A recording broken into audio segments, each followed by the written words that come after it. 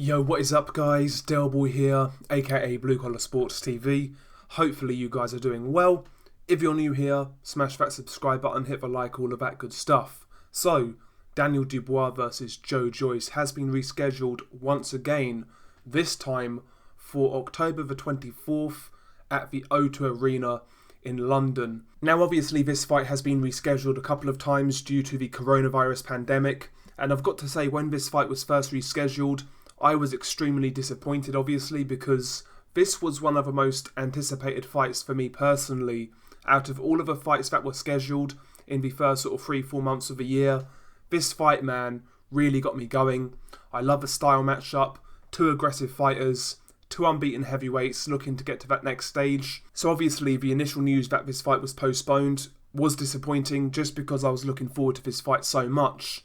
It is positive that this fight has been rescheduled again, because ultimately I was wondering, because these guys have been out of the ring for a little while now, I was wondering whether we would have a possibility of both guys taking an interim fight in the meantime against lesser opposition to, basically knock off ring rust, but looks like that isn't the case. Frank Warren is, putting this fight on next, which I am grateful for. Now, like I said, the fight is now scheduled to take place on October 24th at the O2 Arena. Now, still not 100% that this fight goes ahead, not on that date anyway, and I'll tell you for why. Frank Warren has confirmed that he doesn't want to put this fight on without a crowd. So basically this date is still kind of in limbo because Frank Warren is gambling on the fact that the restrictions in the UK will be loosened by then, so he can have some sort of crowd. Whether that's going to happen or not, we shall see in the next few weeks and months. Like I said, hopefully this fight does go ahead on October 24th, but it's still worth considering that it is all going to come down to whether we can have live crowds or not.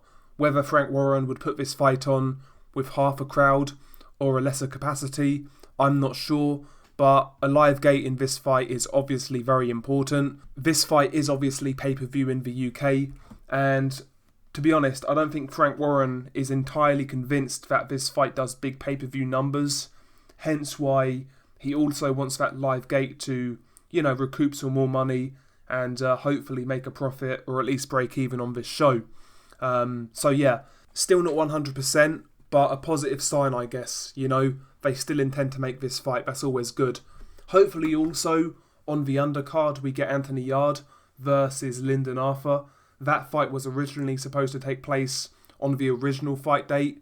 I think that's a really good fight in itself. Of course, Anthony Yarde is going to be rebuilding from that defeat to Sergey Kovalev, and I think Lyndon Arthur is a perfectly good opponent to come back to. Lyndon Arthur, unbeaten domestic fighter, Commonwealth champion. He can punch a bit. He was a good amateur, pretty big light heavyweight. I think it's a good test for Anthony Yarde. So hopefully, if this card does go ahead, hopefully we also see Anthony Yarde versus Lyndon Arthur. Maybe I'm asking for too much, but I like that fight as well, so fingers crossed on my end. Anyway, share your thoughts below. Are you excited by this news? Like I said, I really like this fight, I have to say, but I'm not going to get my hopes up just yet. I'm not going to get my hopes up. But there we go, really good fight. It's positive that Frank is still trying to make this fight. He still intends to make this fight next. That's always good. I believe this will be one of the best fights of the year. Certainly one of the most interesting fights of the year. So hopefully we get it in 2020. Anyway, share your thoughts below. Tell me what you guys think. Peace.